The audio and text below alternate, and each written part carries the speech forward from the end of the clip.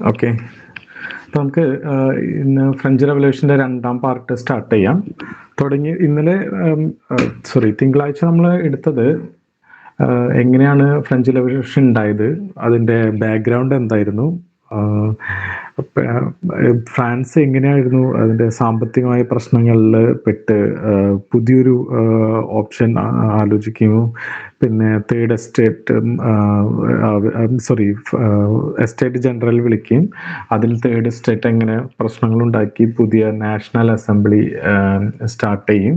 പിന്നീട് രാജാവ് തന്നെ ഇവരുടെ കൂടി വരുന്ന ഒരു ജനസമ്മതി കാണുകയും രാജാവ് വേറൊരു നിവൃത്തിയില്ലാതെ ആദ്യത്തെയും രണ്ടാമത്തെയും എസ്റ്റേറ്റുകാരോടും ഈ തേർഡ് എസ്റ്റേറ്റിന്റെ കൂടെ ജോയിൻ ചെയ്ത് ഒരു നാഷണൽ അസംബ്ലി സ്ഥാപിക്കുകയും ഒരു ഭരണഘടന ഉണ്ടാക്കാനും എങ്ങനെ തീരുമാനിച്ചു എന്നുള്ളതും, ഇത് ഈ പ്രോസസ്സ് നടക്കുമ്പോൾ തന്നെ, അതായത് നിയമപരമായിട്ടുള്ള അല്ലെങ്കിൽ ഒരു ഗവൺമെന്റ് തലത്തിൽ ഇത്തരത്തിലുള്ള പ്രോസസ്സ് നടക്കുമ്പോൾ തന്നെ പാരീസിലെ ജനങ്ങൾക്ക്, സാധാരണ ജനങ്ങൾക്ക് ഈ ഒരു പ്രശ്നം, അതായത് വേറെ രാജ്യങ്ങൾ, മൊണാർക്കിയലായിട്ടുള്ള രാജ്യങ്ങൾ ഫ്രാൻസിനെ ആക്രമിക്കുമെന്നുള്ള ഭയം, അതുപോലെ തന്നെ രാജാവ് വീണ്ടും എന്തെങ്കിലും തരത്തിലുള്ള പ്രവർത്തനങ്ങൾ നടത്തി ഈ നാഷണൽ അസംബ്ലിയെ അട്ടിമറിക്കുമോ എന്നുള്ള ഒരു ഭയം കൊണ്ടും ജനങ്ങൾ ബാസ്റ്റിൽ തകർക്കുകയും പിന്നീട് അവിടെ നിന്ന് നമ്മൾ പൊതുവെ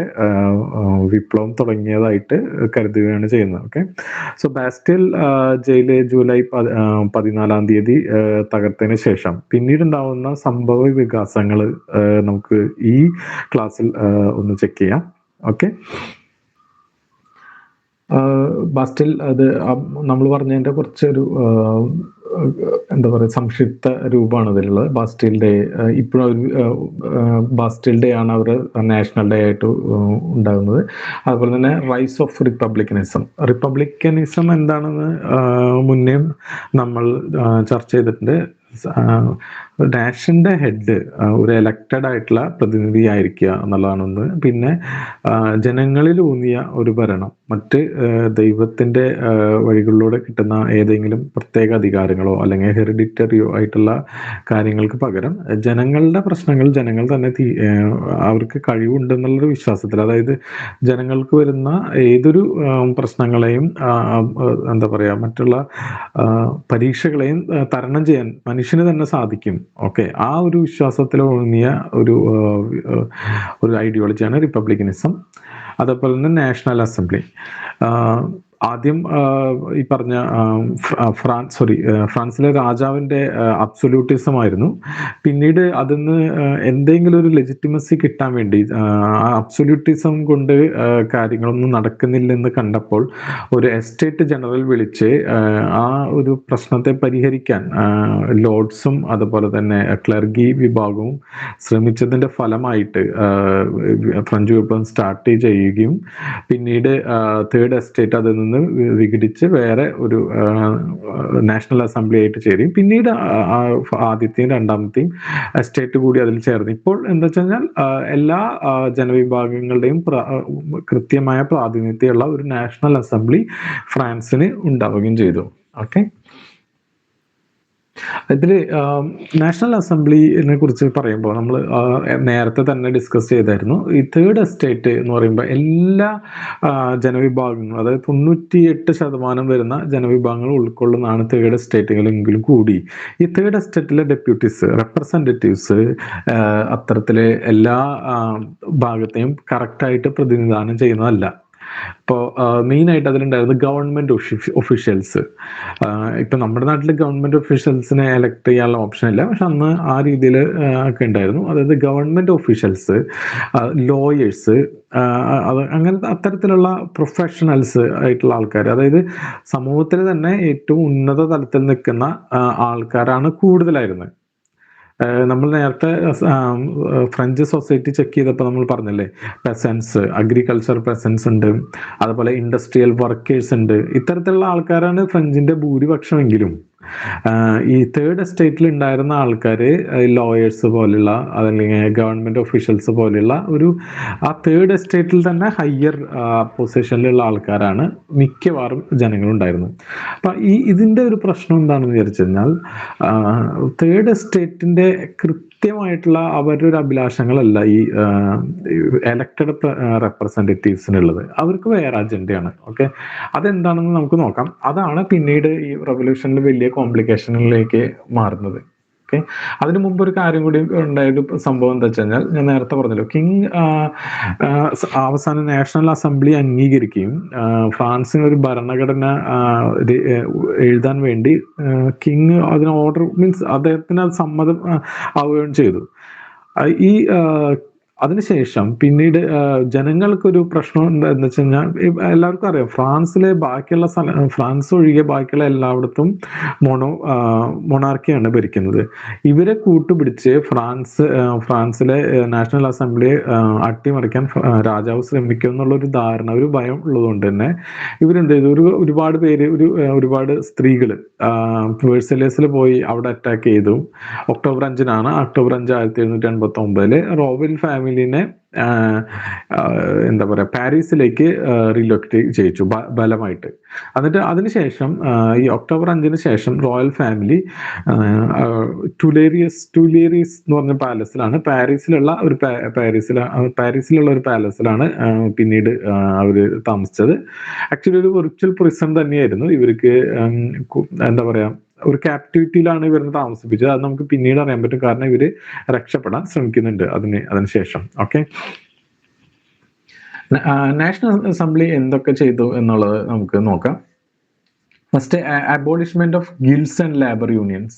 ഈ ഒരു സംഭവം നോക്കൂ, ഇൻഡസ്ട്രിയൽ വർക്കേഴ്സും അതുപോലെ തന്നെ ഈ റിപ്പബ്ലിക്കൻ ആശയങ്ങളും കുറെ കാര്യങ്ങളൊക്കെ ഉണ്ടെങ്കിൽ കൂടി ഇവർ ചെയ്യുന്ന ഒരു പ്രവൃത്തി നോക്കൂ, abolishment of guilds and labour unions. Labour union, trade union, ഇങ്ങനെയുള്ള കാര്യങ്ങളൊക്കെ അബോളിഷ് ചെയ്യാണ് ചെയ്തത്. അപ്പോൾ ഇത് ആരുടെ ഇൻട്രസ്റ്റ് ആണ്? ഇത് ബൂർഷ ഇൻട്രസ്റ്റ് ആണ്. ഈ പറഞ്ഞ തേർഡ് എസ്റ്റേറ്റിലും അതുപോലെ മറ്റ് എസ്റ്റേറ്റുകളിലും ഈവൻ നാട്ടിലെ ജനങ്ങളുടെ ഒരു കറക്റ്റ് റിഫ്ലക്ഷൻ അല്ല ഈ നാഷണൽ അസംബ്ലിയിലുള്ളത്. അതിന് നമുക്ക് കൃത്യമായിട്ട് തെളിവ് നൽകുന്ന ഒരു സംഭവമാണ് ഈ abolishment of guilds and labour unions. Labour unions ഒക്കെ ഇത്രയും എന്താ പറയാ, മാനവികമായ ഇൻഡിവിജ്വലിസത്തിന്റെയും അതുപോലെ തന്നെ ഫ്രീഡത്തിന്റെയും ഒക്കെ എന്താ പറയാ ഉദാഹരണമായിട്ട് നമ്മൾ നാഷണൽ അസംബ്ലി വന്നത് നമ്മൾ പറയും. ആ നാഷണൽ അസംബ്ലിനെ ഇത് ചെയ്യാണ്. ഓക്കെ, പിന്നെ അബോളിഷൻ ഓഫ് സ്പെഷ്യൽ പ്രിവിലേജസ്. ഈ ലോർഡ്സിന് അതുപോലെ നോബിൾസിന് ഇവർക്കൊക്കെ ഹണ്ടിങ്ങിനുള്ള പ്രിവിലേജസ് ഉണ്ട്, മറ്റു പല പ്രിവിലേജസ് ഉണ്ട്. ഇത് ഒഴിവാക്കി. ഓക്കെ, ഫ്യൂഡലിസം ഒഴിവാക്കുന്നുണ്ട്. ഇത് ഒരു പോപ്പുലർ മെഷറാണ്. ഓക്കെ, അതുപോലെ തന്നെ കോൺസ്റ്റിറ്റ്യൂഷൻ ഓഫ് 1791 1789 തുടങ്ങിയ നാഷണൽ അസംബ്ലി ഈ 2 വർഷം കൊണ്ട് ഒരു കോൺസ്റ്റിറ്റ്യൂഷൻ എഴുതി ഉണ്ടാക്കുന്നുണ്ട്. Okay, declaration of the rights of men. ഇതും വളരെ പ്രധാനപ്പെട്ടാണ്. Declaration of rights of men, equality before law. ഇതും മീൻസ് ഞാൻ നേരത്തെ പറഞ്ഞ ഒരു കൺസർവേറ്റീവ് എലമെന്റ്സ് ഉണ്ടെങ്കിൽ തന്നെ എല്ലാം കൺസർവേറ്റീവ് ആയിട്ടല്ല നടക്കുന്നത്. ആദ്യത്തെ ഒരൊറ്റ സംഭവം മാത്രമേ അത്തരത്തിലുള്ള ഒരു ഇതുള്ളൂ. ബാക്കിയുള്ളതൊക്കെ ഒരുവിധം പോപ്പുലർ ആയിട്ടുള്ള മെഷേഴ്സ് ആയിരുന്നു.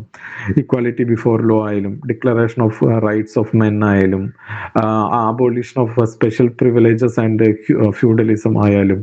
Okay, many nobles left France became known as emigres. ഇതും ഞാൻ നേരത്തെ പറഞ്ഞാണ്, എമിഗ്രസ് എന്നാണ് അവരെ വിളിക്കുന്നത്. ഈ നോബിൾസ് അതുപോലെ ക്ലർഗീസ് നാട് വിട്ടു പോയി മറ്റുള്ള സ്ഥലങ്ങളിൽ പോകുന്നത് ആൾക്കാരെ നമ്മൾ എമിഗ്രസ് എന്നാണ് വിളിച്ചിരുന്നത്.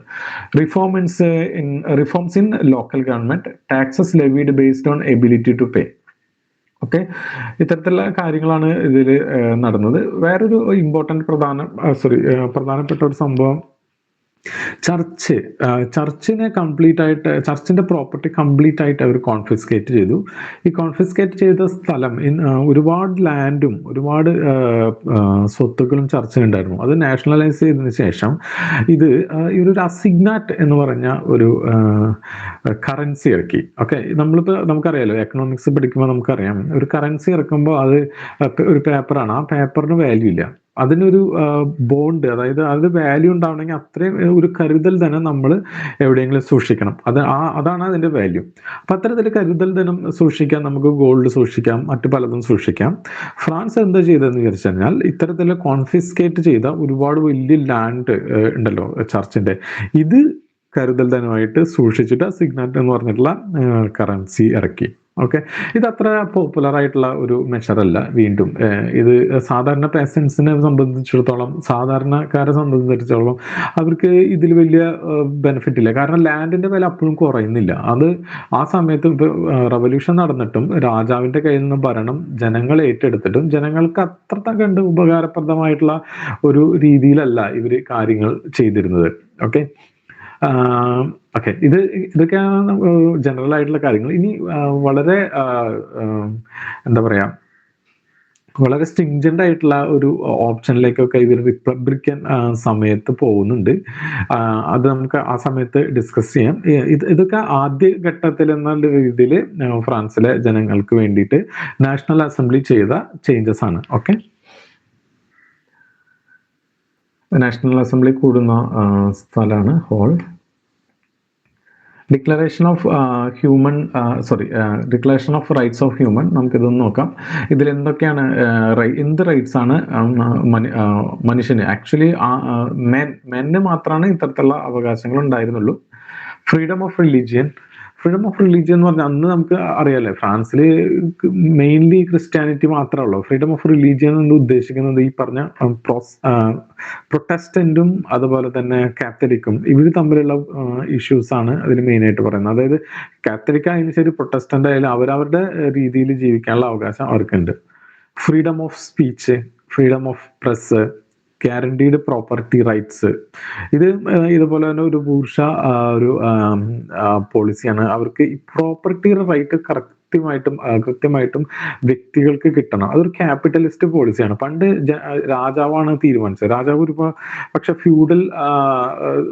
ഫ്യൂഡൽ ലോഡുകൾക്ക് ഒരു പക്ഷെ ഗ്യാരണ്ടി കൊടുക്കും. പക്ഷെ ജനങ്ങൾക്ക് പ്രോപ്പർട്ടി റൈറ്റ്സ് ഒന്നും ഉണ്ടായിരുന്നില്ല. അവരുടെ കയ്യിൽ നിന്ന് ഏത് സമയത്തും പ്രോപ്പർട്ടി എടുക്കാനും മറ്റ് വിനിയോഗിക്കാനൊക്കെ ഉള്ള അവകാശം രാജാവിനുണ്ടായിരുന്നു. ഓക്കെ, അടുത്തത് ഏറ്റവും ഫേമസ് ആണ്, നമ്മൾ വരെ ഉപയോഗിക്കുന്ന ഡിക്ലറേഷൻ ഓഫ് റൈറ്റ്സ് ഓഫ് മെനിൽ ഉപയോഗിച്ച 3 വാക്യങ്ങൾ: ലിബർട്ടി, ഇക്വാലിറ്റി, ഫ്രട്ടേണിറ്റി. ഓക്കെ, അതുപോലെ തന്നെ rights of the people to create loss.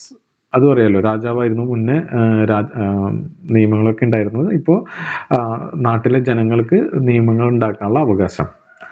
Right to fair ട്രയലിന് വേണ്ടിയിട്ടുള്ള അവകാശങ്ങൾ. എന്തൊരു കുറ്റം ചെയ്താലും കൃത്യമായി ട്രയൽ നടത്താനൊക്കെ.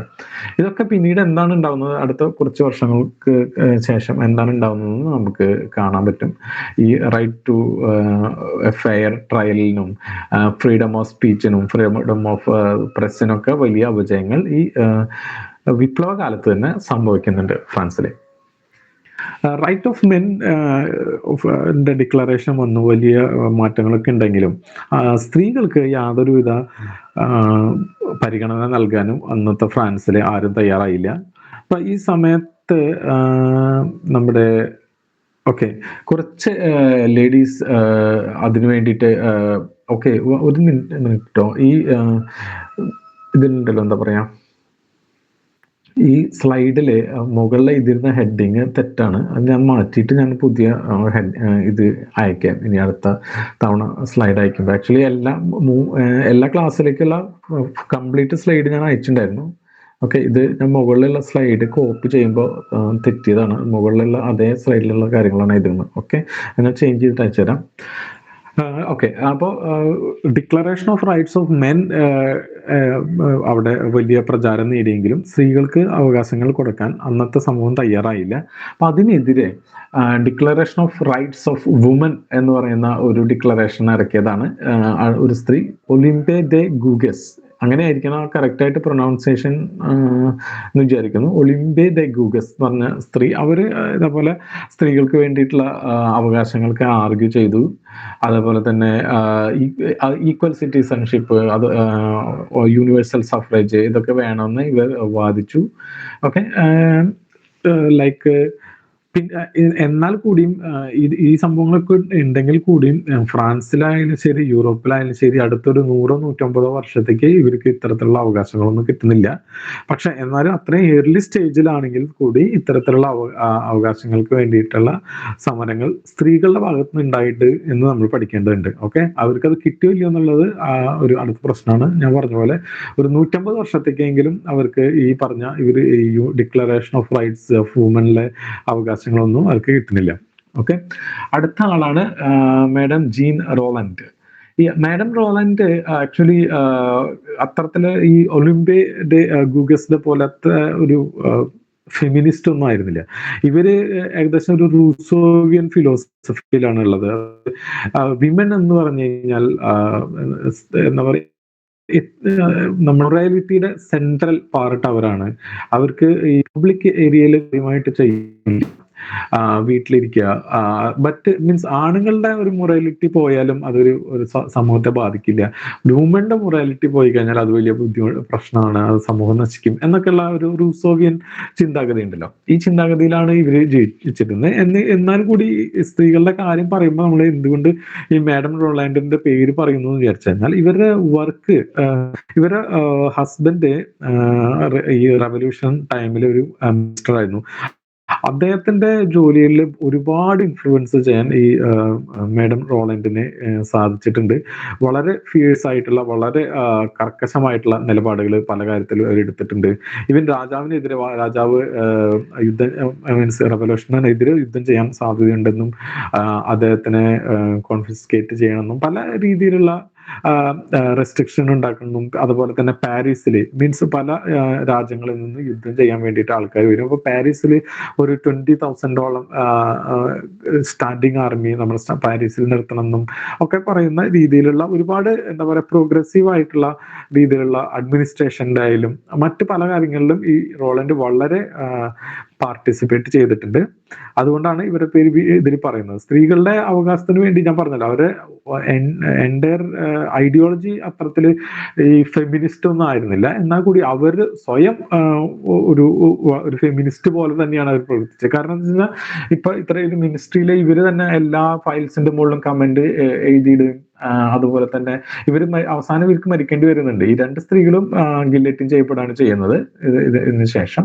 ഓക്കെ, അപ്പൊ ഈ മാഡം റോളൻഡിന്റെ വളരെ ഫേമസ് ആയിട്ടുള്ള ഒരു കോട്ട് നമുക്ക് കഴിഞ്ഞ LSGS പഠിക്കാൻ വന്നിട്ടുണ്ട്. അതായത് എന്തോ ഫ്രീഡം, നിന്റെ പേരിൽ എന്ത് മോക്കറിയാണ് നടക്കുന്നത് എന്ന് ചോദിക്കുന്ന അവർ ഗില്ലറ്റിൻ ചെയ്യാൻ പോകുന്ന സമയത്ത് അവർ പറഞ്ഞ വാചകം. ഓക്കെ, അതെന്തുകൊണ്ടാന്ന് വെച്ച് കഴിഞ്ഞാൽ ഇവരെ കൊല്ലുന്നത് ഇവരുടെ ഭർത്താവ് ഒരു മിനിസ്റ്റർ എന്നുള്ള രീതിയിൽ ഇരിക്കുമ്പോൾ ഇവർ ചെയ്തുള്ള കാര്യങ്ങൾക്കാണ്. ഓക്കെ, അപ്പൊ അവർ വാദിക്കുന്നത് എന്താ വെച്ച് കഴിഞ്ഞാൽ ഭർത്താവിന്റെ കപ്പാസിറ്റിയിൽ ഭർത്താവ് ചെയ്തിട്ടുണ്ടായിരിക്കും, അതിന് എന്നെ വധിക്കാനുള്ള അവകാശമില്ല എന്ന് പറഞ്ഞിട്ട് കൂടി ഇവരെ വധിക്കാണ്. എന്താ പറയാ, ഇവർ പറയുന്ന ഇവർ ലാസ്റ്റ് അവസാനം ഇവർക്ക് സ്റ്റേറ്റ്മെന്റ് വായിക്കാൻ പോലും ഇവരെ സമ്മതിച്ചില്ല. മരിക്കുന്നതിന് മുമ്പ് ഈ ട്രയൽ നടന്നു. ട്രയൽ വെറും കളിപ്പിക്കൽ ട്രയലായിരുന്നു. അതിനുശേഷം ട്രയൽ നടന്നു, ഇവരെ വിധിച്ചു. അതിനുശേഷം പോലും ഇവർക്കൊരു സ്റ്റേറ്റ്മെന്റ്, ഇവർ എഴുതി കൊണ്ടുവന്ന സ്റ്റേറ്റ്മെന്റ് വായിക്കാൻ സമ്മതിക്കാതെ ഇവരെ ഗില്ലറ്റിൻ ചെയ്യുകയാണ് ചെയ്തത്. ഓക്കെ, അപ്പോഴാണ് അവർ ആ ഫ്രീഡത്തിന്റെ ഒരു ഫേമസ് ആയിട്ടുള്ള കോട്ട് പറയുന്നത്. അതുപോലെ തന്നെ സ്റ്റേറ്റ് ജനറൽ എന്നാൽ കൂടി കുറച്ച് വുമൻസ് റൈറ്റ്സ് ഒക്കെ കൊടുക്കുന്നുണ്ട്. Woman did gain some rights during the French revolution, but these were designed for the purpose then liberating for purposes other than liberating woman. Women could inherit property, but only because doing so weakened the feudalism and reduced wealth among the upper classes. Divorce became easier, but only to weaken the church control over marriage. ആദ്യത്തത് inherit ചെയ്യാനുള്ള ഒരു സ്വത്ത് inherit ചെയ്യാനുള്ള, അത് ഇപ്പൊ ആലോചിച്ച് നമുക്ക് ഇപ്പോഴും വലിയ ഒരു ഇഷ്യൂ ആണ്. ഓൾമോസ്റ്റ് നമ്മുടെ നാട്ടില് ഇപ്പോ എനിക്ക് തോന്നുന്നു ഹിന്ദു കോഡ് വന്നപ്പോൾ 1950കളിൽ ഹിന്ദു കോഡ് വന്നപ്പോഴാണ് വുമൻസിന് ഇൻഹെറിറ്റ് ചെയ്യാനുള്ള അവകാശം കിട്ടിയത്. അതിനു മുമ്പ് ഇൻഹെറിറ്റ് ചെയ്യാനുള്ള അവകാശം ഹിന്ദുക്കളിൽ ഇല്ല. ക്രിസ്ത്യാനികളിലും നമ്മുടെ ആരാണ്, അരുന്ധതി റോയുടെ അമ്മയാണെന്ന് തോന്നുന്നു, ഒരു സ്ത്രീ വല്ലാതെ ഫൈറ്റ് ചെയ്തിട്ട് അവർക്ക് 1980കളിലോ മറ്റോ ആണ് ഇൻഹെറിറ്റ് ചെയ്യാനുള്ള അവകാശം കിട്ടിയത്.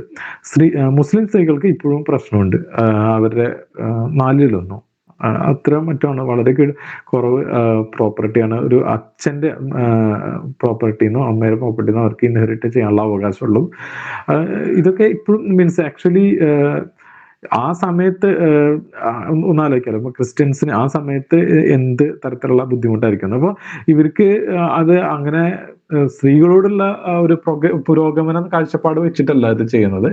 നിങ്ങൾക്കറിയാലോ അല്ലെ, നമുക്ക് നമ്മുടെ നാട്ടിൽ തന്നെ ഈ മക്കത്തായം മരുമക്കത്തായം എങ്ങനെയാണ് പ്രോപ്പർട്ടി ഇൻഹെറിറ്റ് ചെയ്യുന്നത് എന്നുള്ളത് വളരെ വളരെ ഡെലിബറേറ്റ് ആയിട്ട് സമൂഹം അതിന് നിയമങ്ങൾ ഉണ്ടാക്കും.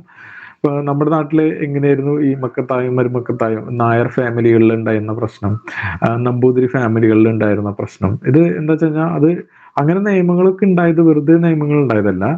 പ്രോപ്പർട്ടി ഇൻഹെറിറ്റ് ചെയ്യുന്നതിൽ വളരെ കൃത്യമായിട്ട് ഡെലിബറേഷൻ ഉണ്ട്.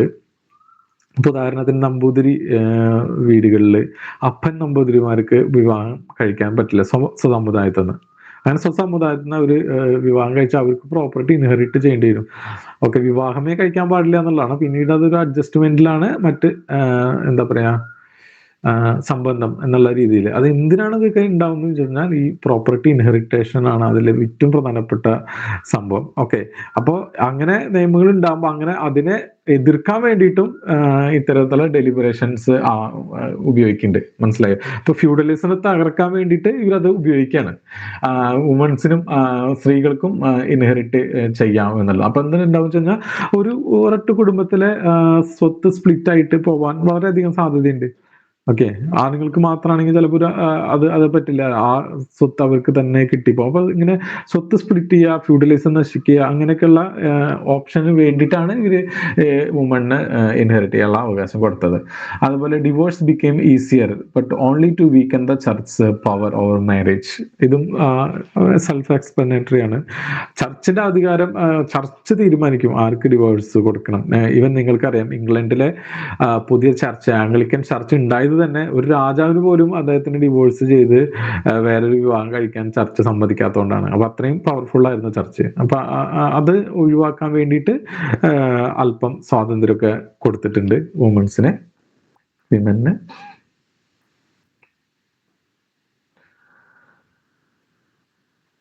Okay, ended special privileges, church land were seized. ഇത് ഞാൻ നേരത്തെ പറഞ്ഞല്ലോ. Civil constitution of clergy required church officials be elected by the people with salaries paid by government. ഈ ഗവൺമെന്റ് ചർച്ചിനോട് കാണിക്കുന്ന ഇത്തരം കാര്യങ്ങളൊക്കെ ഉണ്ടല്ലോ, ഇതൊക്കെ പിന്നീട് വലിയ വിഷയമായിട്ട് മാറുന്നുണ്ട്. കാരണം എന്താണെന്ന് അറിയാം, നമ്മൾ ജീവിച്ചു വരുന്ന സമൂഹത്തിലെ സംസ്കാരം, നമ്മൾ ജീവിച്ചു വന്നിരിക്കുന്ന ഒരു രീതി, ഇതിനോടൊക്കെ വല്ലാത്തൊരു നൊസ്റ്റാൾജിയ മനുഷ്യന്മാർക്ക് ഉണ്ടാവും. അത് തന്നെയാണ് ഈ ചർച്ചിന്റെ ഒരു കാര്യത്തിലും. ഈ ചർച്ചിന്റെ ലാൻഡ് സീസ് ചെയ്തതും ചർച്ച് ക്ലർഗി അങ്ങനെയുള്ള ആൾക്കാരനെ ഇവര് വലിയ റിപ്പബ്ലിക്കൻ മൈൻഡിൽ കാര്യങ്ങൾ ചെയ്തതും ഒന്നും ജനങ്ങൾക്ക് അത്ര പ്രീതി ഉണ്ടാക്കിയില്ല. അത്ര മീൻസ് ഫ്യൂഡലിസം തകർത്തത്, അതൊക്കെ വളരെ പോപ്പുലർ ആയിട്ടുള്ള സംഭവങ്ങളാണ്. ഓക്കെ, ഉദാഹരണത്തിന് റിപ്പബ്ലിക്കൻസിന്റെ കാര്യം പറയുമ്പോൾ അവർ എത്രമാത്രം എക്സ്ട്രീം ആയിരുന്നു എന്ന് കാണിക്കാൻ കുറച്ച് സംഭവങ്ങളൊക്കെ ഉണ്ട്. ഒരു റിപ്പബ്ലിക്കൻ കലണ്ടർ ഉണ്ടാക്കുന്നുണ്ട് ഫ്രാൻസിൽ. ഈ ഫ്രാൻസിലെ റിപ്പബ്ലിക്കൻ കലണ്ടർ ഉണ്ടാക്കുന്നതെന്ന് വെച്ചാൽ ജീവിതത്തിലെ എല്ലാ ഭാഗത്തു നിന്നും യുക്തിയില്ലാത്തതിനെ മുഴുവൻ മാറ്റുന്ന, ഒഴിവാക്കുന്ന ഒരു പ്രക്രിയ കൂടിയാണ് ഫ്രാൻസിലെ റിപ്പബ്ലിക്കൻസിന് അവരുടെ മനസ്സിൽ തോന്നിയത്. അതിന്റെ ഉദാഹരണം പറയുകയാണെങ്കിൽ ഇപ്പോൾ നമുക്ക് 365 ദിവസം ഉണ്ട്. 365 ദിവസത്തിൽ പല മാസങ്ങളിലും 30 ദിവസം, പല മാസങ്ങളിലും 31 ദിവസം. അപ്പൊ ഇതെന്ത് ലോജിക്ക് അനുസരിച്ചിട്ടാണ് ഇത് ചെയ്തത്? അത്തരത്തിലുള്ള ഇല്ലോജിക്കലായിട്ടുള്ള സാധനങ്ങളൊന്നും ഇവർക്ക് താല്പര്യമില്ല. ഇവരപ്പോ എന്ത് ചെയ്ത് എല്ലാ മാസത്തിനും 30 ദിവസം, എല്ലാ മാസത്തിനും 30 ദിവസം ആണെങ്കിൽ അപ്പൊ അവസാനം ഒരു 4-5 ദിവസം വരുമല്ലോ ബാലൻസ്. ആ 4-5 ദിവസം ഇവരെന്ത് ചെയ്യാന്ന് വെച്ച് കഴിഞ്ഞാൽ ഫ്രാൻസിന്റെ റെവല്യൂഷണറി ആയിട്ടുള്ള ആ സമയം ആഘോഷിക്കാനുള്ള, സെലിബ്രേറ്റ് ചെയ്യാനുള്ള ദിവസങ്ങളായിട്ട് ആ 4 ദിവസം മാറ്റിവെക്കുക. അതേപോലെ തന്നെ നമുക്ക് മാസങ്ങളുടെ പേരെടുത്ത് നോക്കുകയാണെങ്കിൽ ഇപ്പോൾ അഗസ്റ്റസ് സീസറിന്റെ പേരിലാണ് ആഗസ്റ്റ്. അല്ലെ? പിന്നെ പല പേരുകൾക്കും വലിയ ലോജിക്കൊന്നുമില്ല. ജാനുവരി, ഫെബ്രുവരി, മാർച്ച് ഇതൊക്കെ എന്താ പേര്? അപ്പൊ ഈ പേരൊക്കെ മാറ്റി. എന്നിട്ട് പേര് മാറ്റിയിട്ട് അവര് ലോജിക്കൽ ആയിട്ടുള്ള പേരുകൾ ഇട്ടു. അപ്പൊ ഫ്രാൻസില് ഈ ജനുവരി മാസത്തിൽ എന്താണ്? ചൂടാണോ തണുപ്പാണോ? സീസൺ എന്താണ്? ആ സീസൺ അനുസരിച്ചുള്ള പേരുകൾ ഇട്ട് കൊടുക്കുക. അതുപോലെ തന്നെ അത് വളരെ ഫേമസ് ആയിട്ടുള്ള ഒന്ന് രണ്ട് പേരുകളാണ്. ഒന്ന് തെർമിഡോറിയൻ എന്ന് പറഞ്ഞ ഒരു മന്ത്. ആ മന്തിന്റെ പേരിൽ നമുക്ക് ഒരു ടൈം പഠിക്കാണ്ട്. അതുപോലെ തന്നെ ബ്രൂമയർ, നെപ്പോളിയൻ കൂപ്പ് നടത്തുന്നത്, അതായത് ഈ ജനാധിപത്യ സഭയെ അട്ടിമറിക്കുന്നത് ഈ ബ്രൂമയർ മാസത്തിലാണ്. അപ്പൊ 18th ബ്രൂമയർ, കൂപ്പ് ഓഫ് 18th ബ്രൂമയർ എന്നാണ് പറയാ. ഇതൊക്കെ എന്താ വെച്ച് കഴിഞ്ഞാൽ ആ സമയത്തുള്ള സീസണുകളാണ്. ഒന്നാലോചിക്കുക. അപ്പൊ എത്രയും ലോജിക്ക്, റാഷണാലിറ്റി ഇതിൻ്റെയൊക്കെ അങ്ങേയറ്റത്തെ എക്സ്ട്രീം ആയിട്ടുള്ള ലെവലിൽ ഇവർ ചിന്തിക്കുകയും നാട്ടിലുള്ള അത്തരത്തിലുള്ള എല്ലാ എക്സ്ട്രീമിസ് മീൻസ് ഇല്ലോജിക്കൽ ആയിട്ടുള്ള സാധനങ്ങളെ മാറ്റണം എന്ന് പറയുന്ന തരത്തിലാണ് ഇവർ ചിന്തിക്കുന്നത് കേട്ടോ. നമ്മൾ ഇപ്പൊ ഒന്ന് ആലോചിച്ച് നോക്കും. ഇപ്പൊ ഈ ഒരു 21ാം നൂറ്റാണ്ടിലും ഇതിനുള്ള ഇപ്പോൾ നമ്മൾ അത്തരത്തിൽ ചിന്തിക്കുന്നില്ല. വളരെ കൺസർവേറ്റീവ് ആയിട്ടാണ് നമ്മൾ ചിന്തിക്കുന്നത്. അപ്പൊ ഈ പറഞ്ഞ ഈ മാസങ്ങളുടെ മാറ്റങ്ങളും ഒക്കെയും ഒട്ടും പോപ്പുലർ ആയിരുന്നില്ല. ഇതൊക്കെ അവസാനം തിരിച്ചു മാറ്റേണ്ടി വരുന്നുണ്ട്. അതൊക്കെ ഉള്ള ഒരു കാരണം എന്ന് പറയുന്നത് നമ്മുടെ മനസ്സിലുള്ള ഒരു നൊസ്റ്റാളജിയാണ്. നമുക്ക് അങ്ങനെ പ്യുവർ ലോജിക്കലും റാഷണാലിറ്റിയിലും നമുക്ക് ജീവിക്കാൻ പറ്റില്ല. നമുക്ക് നമ്മൾ ജീവിച്ച പഴയ ഈവൻ ലോജിക് അല്ലെങ്കിലും, ഈവൻ അത് അല്പം സബ്മിസീവ് ആണെങ്കിലും, എക്സ്പ്ലോയിറ്ററി ആണെങ്കിലും ആൾക്കാർക്ക് അങ്ങനെ ജീവിക്കാൻ താല്പര്യമുള്ള ഒരുപാട് ജനങ്ങൾ നാട്ടിലുണ്ട്. ഓക്കെ. അതുപോലെ തന്നെ 2/3 of officials fled the countries rather than swear allegiance to this church. 2/3 of the church officials അവർക്ക് ഇത്തരത്തിലെ അത്ര നാള് ജീവിച്ചു വന്ന ആ ഒരു പ്രിവിലേജസ് ഒക്കെ വിട്ട് ഗവൺമെന്റിനോട് അലീജിയൻസ് പുലർത്തിയിട്ട് അവിടെ നിൽക്കാൻ താല്പര്യം ഉണ്ടായിരുന്നില്ല. ഒരു ഒഴിവായി പോവുകയാണ് ചെയ്തത്. All feudal dues and tithes were eradicated. All special privileges of the first and second estates were abolished. അതുപോലെ തന്നെ ലോക്കൽ റിഫോംസ്, ഇത് അധികം പഠിക്കേണ്ടതില്ല. ജസ്റ്റ് ഒന്ന് മനസ്സിലാക്കി വെച്ചാൽ മതി. ഈ ലോക്കലിലായാലും പെറ്റി ടൈറൻസ് ഒക്കെ, അതായത് ഈ രാജാവ് നിയമിക്കുന്ന ആൾക്കാരാണ് ഭരിച്ചിരുന്നത് പ്രൊവിൻസസ്. അത് മാറ്റി ഒരു 83 ഡിപ്പാർട്ട്മെന്റായി. അത് ആ 83 ഡിപ്പാർട്ട്മെന്റിലും എലക്റ്റഡ് ഗവർണേഴ്സാണ് ഭരിക്കുന്നത്. New codes and just elected. Okay. വേറൊരു പ്രധാനപ്പെട്ട ഒരു കാര്യം കൂടിയും പറയാനുള്ളതെന്ന് വെച്ച് കഴിഞ്ഞാൽ, പണ്ട് ഫ്രാൻസിൽ രാജാവ് ഭരിക്കുന്ന സമയത്ത് നിങ്ങൾക്ക് പൈസ ഉണ്ടെങ്കിൽ ഏതെങ്കിലും ഓഫീസൊക്കെ മീൻസ് വിലയ്ക്ക് വാങ്ങാൻ പറ്റുമായിരുന്നു. ഉദാഹരണത്തിന് വലിയ വലിയ ആർമി പൊസിഷൻസ് അല്ലെങ്കിൽ റവന്യൂ പൊസിഷൻസ്, അത്തരത്തിലുള്ള സ്ഥലങ്ങളിലൊക്കെ നിങ്ങൾക്ക് നിങ്ങൾ വളരെ അഫ്ലുവൻ്റ് ആയിട്ടുള്ള ഒരു നോബിൾ ഫാമിലി എന്നാണെങ്കിൽ നിങ്ങൾ പൈസ കൊടുത്താൽ മതി. അവിടെ ഒരു മെറിറ്റ് ഇല്ല. ഓക്കെ. ഈ നാഷണൽ അസംബ്ലി വന്നപ്പോൾ അവർ വളരെ പ്രധാനപ്പെട്ട ഒരു നിയമം, അതായത് മെറിറ്റോക്രസിയിലൂന്നിയ അപ്പോയിന്റ്മെന്റുകൾ നടത്തുകയാണ് ഉണ്ടായത്. ഇപ്പോൾ നെപ്പോളിയൻ ബോണപാർട്ടിനെ കുറിച്ച് പറയുകയാണെങ്കിൽ, അദ്ദേഹത്തിന് ഇത്തരത്തില് ഒരു ഉയർന്ന റാങ്കുകൾക്ക് എത്താൻ റെവല്യൂഷന്റെ ആദ്യഘട്ടത്തിൽ ഇത്തരത്തിൽ നാഷണൽ അസംബ്ലി എടുത്ത തീരുമാനങ്ങൾ വളരെ ഗുണകരമായി എന്ന് പറയുന്നുണ്ട്. കാരണം എന്താ വെച്ച് കഴിഞ്ഞാൽ, നെപ്പോളിയൻ അത്രയും അഫ്ലുവൻ്റ് ആയിട്ടുള്ള ഫാമിലി എന്നല്ല വരുന്നത്. നെപ്പോളിയന് മെറിറ്റ് ഉണ്ട്. ആ മെറിറ്റ് അനുസരിച്ച് അദ്ദേഹത്തിന് ജോലികളൊക്കെ കിട്ടി. ഫ്രാൻസിൽ അങ്ങനെ കിട്ടാനുള്ള ഒരു സാഹചര്യം ഈ റവല്യൂഷൻ മുഖേന ഉണ്ടായി. ഓക്കെ. അവസാനം കോൺസ്റ്റിറ്റ്യൂഷൻ ഉണ്ടാക്കി 1791. France became A limited monarchy. King became merely A head of state. ഇത് ഫ്രാൻസിലെ വിപ്ലവം വരുന്നതിന് മുമ്പ് ഉണ്ടായ രണ്ട് വിപ്ലവങ്ങളാണ് ഈ ഗ്ലോറിയസ് റവല്യൂഷനും അതുപോലെ അമേരിക്കൻ റവല്യൂഷനും. അമേരിക്കൻ റവല്യൂഷനിൽ കിങ്ങിന് ഒരു പ്രത്യേകത പദവി കൊടുക്കാത്തതിന് കാരണം, കിങ് അവരുടെ നാട്ടിലുള്ള ആളല്ല. കിങ് എന്ന് പറഞ്ഞാൽ ബ്രിട്ടീഷ് കിങ് ആണ്. ഓക്കെ. ഇവരുടെ യൂറോപ്പിൽ തന്നെയുള്ള ഒരു മാതൃക എന്ന് പറയുന്നത് ഓൾറെഡി കോൺസ്റ്റിറ്റ്യൂഷണൽ മൊണാർക്കി ബ്രിട്ടനിൽ ഉണ്ട്. ഓക്കെ. അപ്പൊ നാഷണൽ അസംബ്ലി തെരഞ്ഞെടുത്തത് അത്തരത്തിലുള്ള ഒരു ലിമിറ്റഡ് മൊണാർക്കി വേണമെന്നുള്ള രീതിയിലാണ്. കിങ്ങിനെ കംപ്ലീറ്റ് ആയിട്ട് ഇല്ലാതാക്കി ഈ റിപ്പബ്ലിക്കൻസ്, ഞാൻ നേരത്തെ പറഞ്ഞ പോലെ ഭയങ്കര റാഷണാലിറ്റി ഉപയോഗിച്ച് ജനങ്ങൾ ഈ എൻലൈറ്റ്മെന്റ് തിങ്കിങ്സ് ഉണ്ടല്ലോ, നമ്മൾ ആദ്യം എടുത്ത ഇൻട്രൊഡക്ഷനിലെ ക്ലാസ്സിൽ ആ രീതിയിൽ ചിന്തിച്ച് വെറും റാഷണാലിറ്റിയുടെ ഭാഗമായിട്ട് ജനങ്ങൾ മാത്രം ഭരിക്കണം, അത്തരത്തിലുള്ള ഒരു എന്താ പറയാ വളരെ സ്ട്രോങ് ആയിട്ടുള്ള ഒരു പൊസിഷനൊന്നും നാഷണൽ അസംബ്ലി എടുത്തില്ല. ഓക്കെ. അതിനുള്ളൊരു കാരണം ഞാൻ പറഞ്ഞല്ലോ. ഈ നാഷണൽ അസംബ്ലിയിലുള്ളത് ഒന്ന് ഫസ്റ്റ് സെക്കൻഡ് എസ്റ്റേറ്റ് ജനറലുള്ള ആൾക്കാർ, രണ്ട് തേർഡ് എസ്റ്റേറ്റിലാണെങ്കിൽ തന്നെ അത്തരത്തിലുള്ള വളരെ റാഡിക്കൽ ആയിട്ടുള്ള ആൾക്കാരുണ്ടല്ലോ. എന്താ പറയാ, അതിനെ ഫണ്ടമെന്റൽ ആയിട്ട് റിപ്പബ്ലിക്കൻസ് വേണം അല്ലെങ്കിൽ അത്തരത്തിലുള്ള ഒരു പാർട്ട് എന്നല്ല ഈ അവിടുത്തെ റെപ്രസെന്റേഷൻ മെയിൻ ആയിട്ട് ഗവൺമെന്റ് ഓഫീഷ്യൽസ്, അതുപോലെ ലോയേഴ്സ്, കുറച്ചൊക്കെ ഒരു നല്ല സാമ്പത്തിക സൗകര്യങ്ങളൊക്കെ ഉള്ള ആൾക്കാരാണ്. ഇവർക്ക് ഇത്തരത്തിലുള്ള വളരെ അഡമന്റ് ആയിട്ടുള്ള ഒരു നിലപാടില്ലായിരുന്നു. Okay. All laws created by legislative അസംബ്ലിയാണ് എല്ലാ നിയമങ്ങളും ഉണ്ടാക്കിയത്. Feudalism was abolished. ഇതൊക്കെ നമ്മൾ മുന്നേ സംസാരിച്ചാണ്. Voting was limited. ഓക്കെ, ഇനി അതിലെ കുറച്ച് അൺഡെമോക്രാറ്റിക് ഫീച്ചേഴ്സ് ആണ്.